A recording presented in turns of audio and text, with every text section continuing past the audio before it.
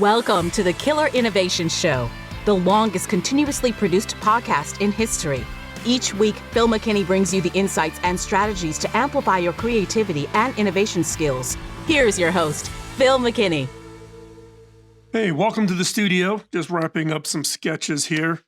Today's topic is on strategic thinking.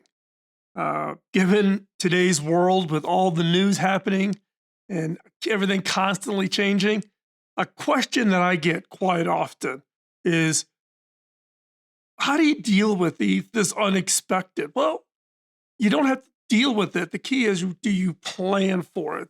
So what you find out in the general world is most people are just scrambling to adapt to whatever the unexpected is, whatever the morning's headline is. However, there are a select few people that are already 3 steps ahead of everybody. They saw the change coming, they prepared for it, and they position themselves to benefit from it. But how do they do that? What's their strategic weapon? What is that secret weapon that they have? It is their thinking skills, specifically their strategic thinking skills. So I've put together this episode, and by the end of this episode, you'll master what I think are the 6 most powerful strategic thinking skills. And I'm going to give you 5 practical frameworks, exercises on how to apply this to your decision-making abilities. Not just the skills, but the important part here is, how do you apply it? You'll develop the same mental toolkit used by all these people that are out there, that people get tagged as visionary leaders and innovative thinkers. They don't have special insight. They do dedicate the time to think deeply, and to apply their strategic thinking skills. And you'll discover exactly how to apply them. This isn't just a theoretical sit back and learn. This is really about, how do you spot the opportunities that others miss, and how do you avoid the pitfalls that trap even the smartest people? So let's start off, but before we dive into the specific techniques, let's get it clear on what strategic thinking actually is. Unlike tactical thinking, which focuses on immediate tasks, or operational thinking, which concentrates on efficiencies and processes, strategic thinking is about seeing the big picture and, most importantly, in my mind, a longer time frame. Think of it like this. Tactical thinking is playing the next move in chess. Operational thinking is mastering the rules and standards and the standard patterns that you see in a chess game. But strategic thinking is understanding the entire board and planning several moves ahead. How do you become a master chess player? By applying that strategic thinking. How do you become a grandmaster in the business world? Is your strategic thinking skills. Developing a strategic mindset starts with training yourself to look beyond the immediate outcomes. When faced with the decision, push yourself to consider its implications, not just tomorrow, but months and even years into the future. Now, this sounds simple, but it is surprisingly rare to find people who can think strategically. Think consistently, and who've honed this skill. Most people just get caught in the urgency of the moment. They are reacting, not being prepared, and therefore getting caught off guard. The strategic mindset includes really 4 key elements. One is, you need a long-term orientation. You need looking beyond just the immediate outcomes. 2, pattern recognition, connecting the dots across different domains. 3, comfort with uncertainty, making decisions with incomplete information. And this is the number one thing I see with new executives, being unable or uncomfortable at making a decision, making good decisions when you don't have all the information, you don't have all the data. Face it, you never will. And then proactive approach. shaping circumstances rather than just responding to them. If you apply strategic thinking, you can actually steer what's going on to your advantage. Now, once you shift from reacting to anticipating, you start to design the game rather than just playing the game. But how exactly do you develop these abilities? That's what we're going to explore next with the 6, what I think are the most important strategic thinking skills that really form the foundation. So let's talk about skill number 1, second order thinking. This first skill in second order thinking is something that most people, I think most people do it, they just don't consider it. But most people just focus on the immediate results of their actions. That's the first order effect. If I make this decision, this happens. Strategic thinkers ask, and then what? That's the second order. So let me give you an example. When streaming services first appeared, many film studios only saw the first order effect. Wow, a new revenue stream. And they licensed their content. However, Netflix, thinking several steps ahead, saw the second order effect. By gathering data on viewing habits and building a relationship with viewers, they could eventually create their own content and reduce dependencies on the studios. While studios were playing checkers, Netflix was playing chess. To practice second order thinking, get in the habit of asking yourself a series of questions after your initial analysis. Some of these questions could be, well, if we do X, what happens next? And after that, what happens? How much these circumstances impact other factors of our business, our industry, our competitors? And then, what feedback loop might emerge over time? Netflix really tuned in on using viewer data. So every film you feed in and watch on Netflix, they use that to prioritize the new scripts that they're going to select based on what people are watching today. That feedback loop is hugely, hugely powerful. Now, this example discipline forces you to trace the consequences through the systems over time. And that's the key. It's not the immediate decision. It's about thinking beyond what happens next and what's the impact of that and what happens next. Skill number 2, probabilistic reasoning. This is a thinking in terms of likelihoods rather than certainties. Look, we all like to have certainties. If I do this, this will happen. If I do this, that will not happen. Life doesn't work that way.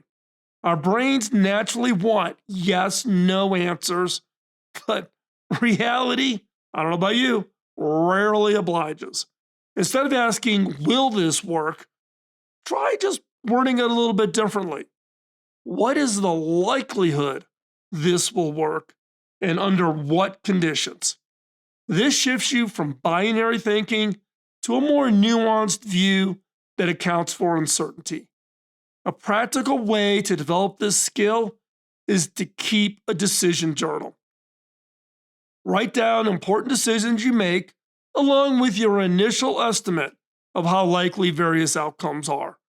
And over time, review these notes to calibrate your judgment. Look, nobody has that perfect gut. Nobody has that perfect analysis that says, there's a 71% chance this is going to become true.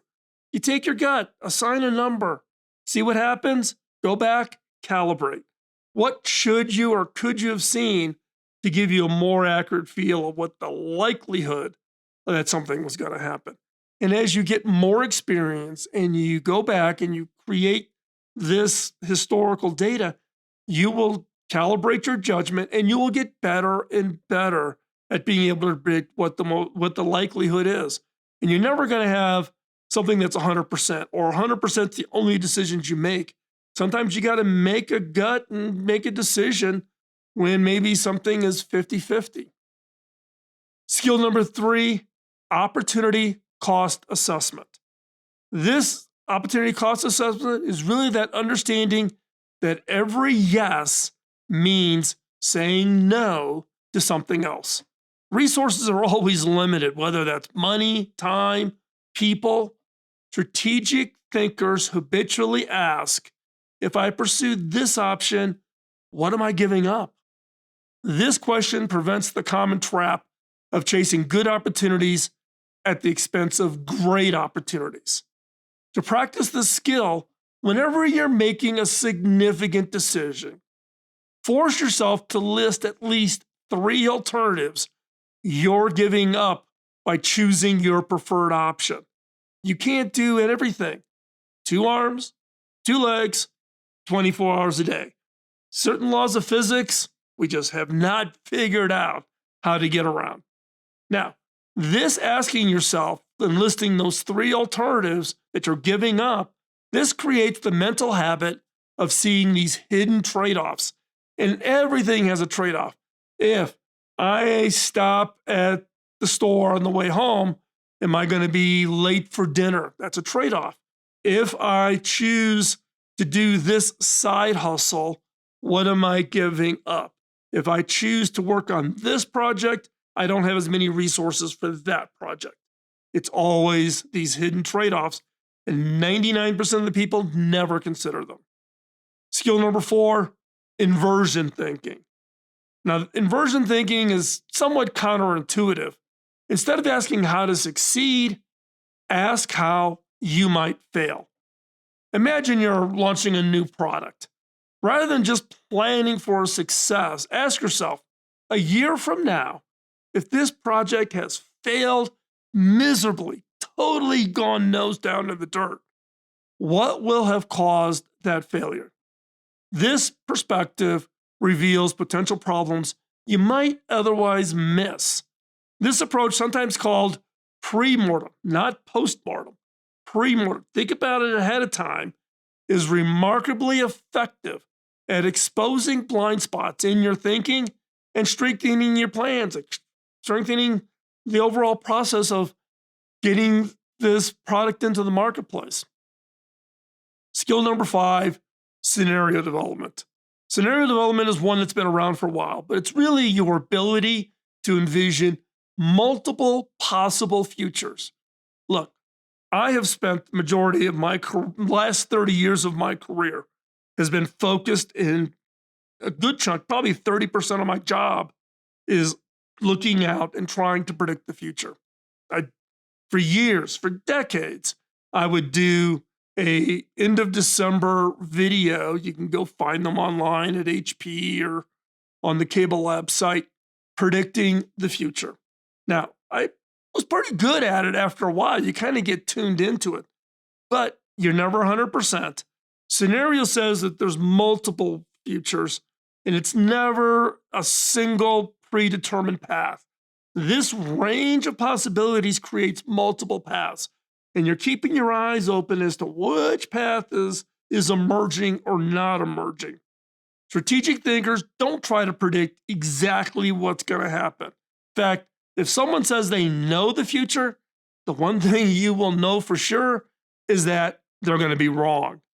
They good, honorable, honest, high integrity strategic thinkers know and will not try to predict exactly what will happen or convey that they know exactly what will happen. Instead, they identify a few distinct possible futures and they prepare for each. You prepare for all of them. This whole process really creates resiliency and adaptability, because if maybe that future starts to become the most likely, well, you've already thought about it. You've already prepared for it. Now, to practice the skill, identify the 2 or 3 major uncertainties in a situation, such as, is the regulatory environment in Washington, D.C. going to change? Is the interest rates on business loans going to go up? What's the issues with intellectual property law change? There's all kinds of uncertainties. Pick 3 and then imagine how different combinations of outcomes might play out and how you could think differently about it. Don't aim for dozens of scenarios. Just a few meaningful alternatives that cover the range of possibilities that are important to you. And then keep track of it. Keep them in front of you. And then as you maybe look at them weekly or monthly, go out and test which one is the most likely one that is starting to emerge. And then based on that, then you know which one to focus on. But the fact that you've thought about it, you thought about those impacts, you've prepared yourself to be resilient no matter what happens across these three big things out there that could come in and impact you. That is what is one of the key benefits of having that long view, that forward view in strategic thinking. And then skill number 6, first principles analysis. We've talked about this. We've talked about it many times. I talked about it in my episode of my meetings. Give you one example. I've had multiple meetings with Elon, but there's an episode out there of just one of my meetings going into a little bit more detail. I've done episodes on first principles thinking, which is one of Elon's core skill sets that really differentiates. But this first principles, really, what is it? It's breaking down complex situations down to fundamental truths rather than relying on analogies or conventions or assumptions. It's the fundamental. Think about it's almost down to the level of the fundamental law of physics. So, for instance, when Elon approached rocketry, he didn't start with the assumption that using rockets to put things up in space is expensive. He asked, how do we do it? What are the materials? What are the processes? What are the things that drive that cost? And then what is it that they can do on a first principles approach on how they could do it differently, like reusable rockets, and therefore totally transform what it means to go to space. Now, to practice this skill, when facing a challenge, ask yourself, what are the fundamental truths that I know with certainty about this situation? And build your thinking up from these foundations and ask yourself, how do I change it? How could it be different? How could it be different? And then you start from those foundations rather than starting with assumptions or conventional wisdom, like, you put a rocket up, but then it's thrown away and you rebuild a new rocket for the next launch, which is what we've been doing since the beginning of rocketry. You challenge yourself. Now, we talked about the 6, what I think are the most important skills individually. Now, you might be wondering, how do they work together in practice? So let's look at how these abilities combine to create truly strategic thinking. Now, in reality, the power of strategic thinking emerges when these 6 skill sets work together. There are no complex challenges that can be solved with just one approach. Instead, strategic thinkers draw from this toolkit, applying different skills as the situation demands. Let's go back to thinking about chess. Chess grandmasters don't just rely on calculating the next move, which would be tactical thinking, but combines pattern recognition from past games with scenario planning about future moves, all while assessing the opportunity costs of different strategic options. So, this grandmaster applies 3 of the 6. Similarly, you'll find yourself naturally combining these skills. When evaluating a major decision, you might start with second-order thinking. Go beyond not just the immediate impact of the move, think beyond it. Then apply probabilistic reasoning to assess various outcomes. What's the most likely this is going to happen, or what's the most likely that's going to happen, while using inversion thinking to identify potential pitfalls.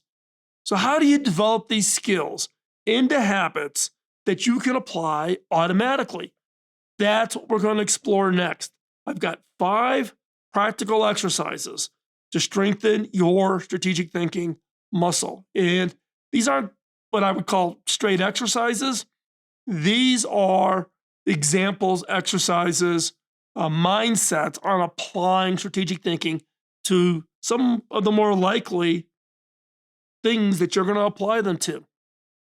So let's jump in.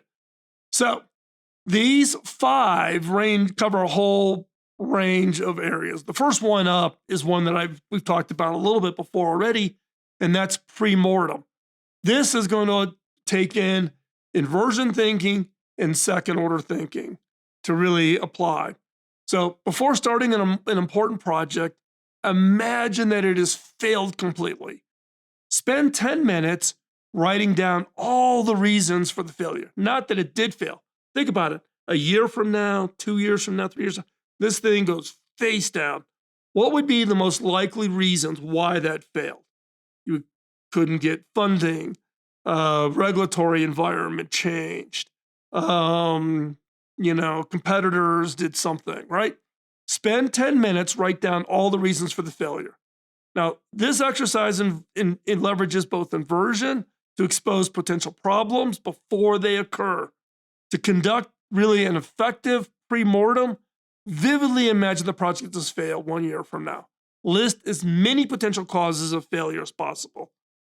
Be specific of what went wrong and why. Prioritize the most likely or impactful failure points. Now, this most likely is what? You're going to rank it saying, okay, this one's got a 70% chance of being the reason. This has a 20% chance of being the reason. And now think through that exercise and think about how would you prevent that failure from happening? What would you do differently? What would be the scenarios in which that would happen? And how do you plan for that so that you're ahead on the thinking before the failure even emerges? Okay, that's exercise number 1. Exercise number 2 is what I call the 10-10-10 analysis. This is using second order thinking and opportunity cost assessments. So when you're making a decision, ask yourself how you feel about this decision 10 minutes from now, 10 months from now, 10 years from now. 10, 10, 10. 10 minutes, 10 months, 10 years. This forces you to consider different time horizons and avoids our natural human habit of short-term thinking. The power of this exercise lies in identifying decisions that might feel good in the moment, but cause regret later on. Or conversely, decisions that feel difficult now, but will prove invaluable in the long run. And apply that. When you get ready to make a decision, any decision, apply the 10-10-10 and see if you do feel differently. If you do feel differently, ask yourself, why? What's holding me back from making this decision? It's uncomfortable now because I've got to do something maybe with resourcing or budgets or whatever. But thinking about it in the 10 minutes, 10 months, 10 years, you get the feel for why am I uncomfortable and forcing yourself to really think about what decision you should make. Exercise number 3, future back planning. Future back planning. Now, this uses scenario development and first principles analysis. How to do this? Start by clearly defining a desired future state. Then work backwards to identify what would need to happen to reach it. Some people refer to this as backcasting. You go out, position yourself some point in the future, 3, 5, 8, 10 years out, and then backward cast and then lay out all the pieces and all the steps. What is it going to take for that to be successful, for you to reach that state? Then this approach often reveals steps or requirements that forward planning totally misses. So if you want to be the future state where you've achieved something, or you've dominated a new market that you've been desiring, whatever, position yourself there, think back, and you more than likely you're going to uncover something that forward normal traditional planning activities would totally miss. So for example, if you want to become a senior executive in 5 years, you from a career perspective, you want to be a senior executive, work backwards to identify the skills, the experiences, the relationships you need to develop along the way to be successful. Lay all that out, and now think about what do you need to do to make sure you make those happen. If you do forward thinking, you're only thinking about the next step. Well, the next step is I need to get skills. So I'm going to do an internship, or I'm going to do some of my own personal projects to build up my project portfolio, right? So that if you do that, you're going to get stuck in the serialization. Forwardcast to the future, then backward plan. That allows you to kind of see the bigger picture. That is strategic thinking, seeing that bigger picture. Exercise number 4, perspective shifting.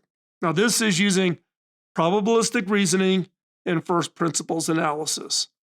So in this case, when you're stuck on a problem, try viewing it from drastically different perspectives. You've heard me use the term fresh eyes. We always need to be thinking about, how do I look at the problem differently? Because we all get caught in a rut. Our experiences, our expertise, schooling, whatever, we get caught in these ruts. How do you change that perspectives to see something fresh? So you ask yourself, how would a competitor see this situation? How would a customer see this situation? Someone from a completely different industry came in and did this analysis. This exercise breaks you out of that fixed thinking pattern by forcing you to consider alternative viewpoints and probabilities you might otherwise miss. And so therefore, it can be immensely revealing. Now, in my case, I do this myself, but I also take a problem to somebody that's not familiar with an industry or the technology and just have a conversation with them and ask them questions. Don't try to pitch them. Don't do that. Ask them questions. That jumps into exercise number 5, which is strategic questioning. Now, this is basically using all 6 of the strategic thinking skills. And this is incorporating questions into your thinking routine.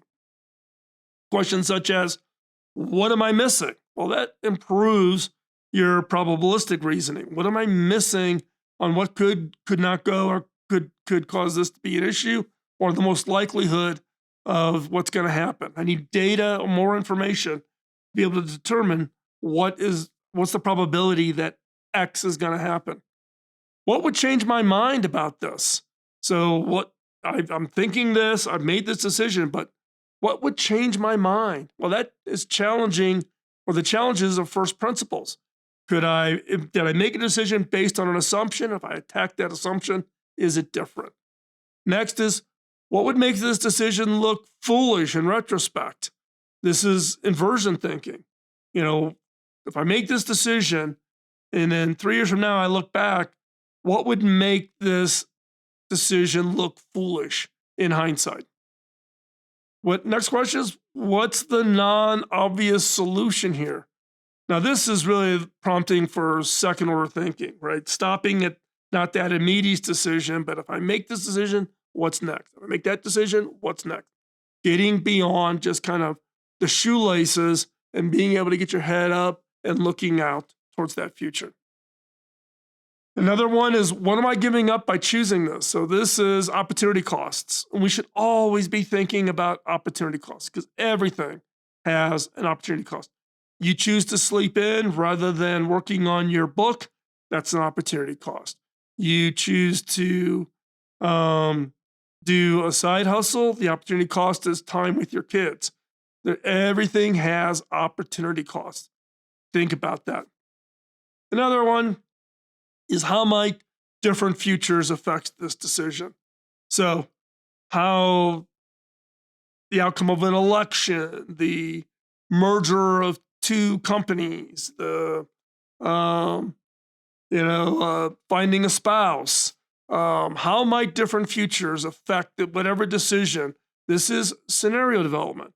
And you can apply scenario development to everything, whether it's scenarios for choosing kids to go where your kids are going to go to college, to finding a spouse, to what companies you should work for, and think about that from a career perspective. So I would encourage you, think about scenarios more broadly than just the business problems. Now, the key to all these exercises is consistency.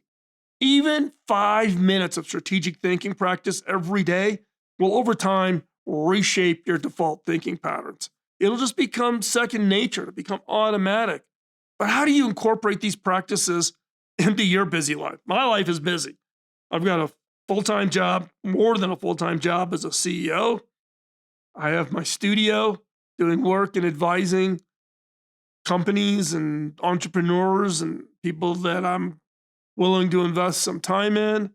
I'm doing content creation for the channel for you. I'm a busy person, but all of us can find a little bit of time in practice and build up our exercise. So let's talk about how you do that. The true test of any skill is whether you use it in daily life. But here's how to make strategic thinking a natural part of your routine. Start small. Don't try to transform your daily routine with a big long list and checklist or whatever. Do not try to apply strategic thinking to every decision. You will quickly burn out and you won't make any decisions. Instead, choose one significant decision each day for a little bit of a deeper analysis. This might be a work decision, a financial choice, or even a relationship issue.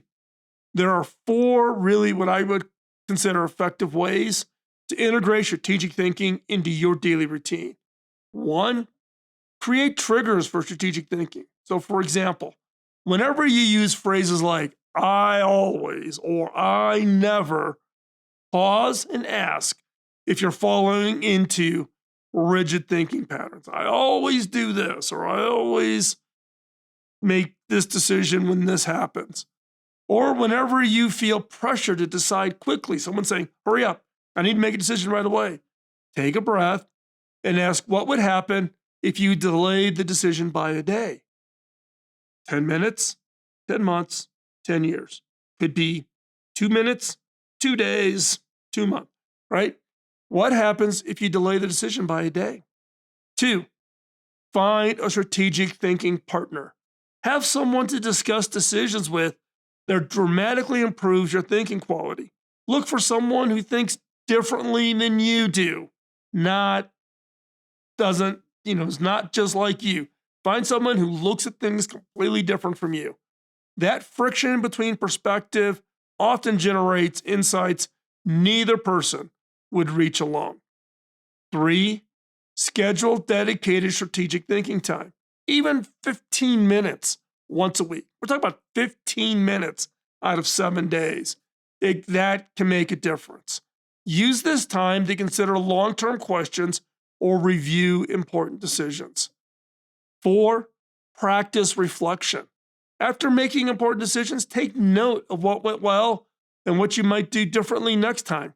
This will build your strategic muscle and your confidence in the decisions you make in strategic thinking. Now, balance is crucial.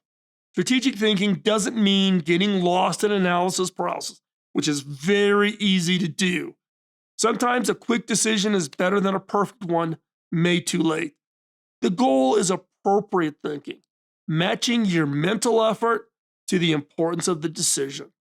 And perhaps most importantly, be patient with yourself. Strategic thinking is a lifelong journey. It's not a decision. You will have days when you fall back into reactive thinking, and that's okay. We all do it. The goal is progress, not perfection. And you can't operate in strategic thinking 24/7. Know when it's appropriate and then apply the appropriate skills to the problem, opportunity, decision that you're trying to make. And speaking of progress, let's wrap up the most important takeaways from today. So let's take a step back and review. We've covered a lot of ground in this episode, from understanding the strategic mindset to developing specific skills and practices. But here are the key points to remember. Strategic thinking isn't about predicting the future. It's about preparing for multiple possible futures and positioning yourself for whatever happens.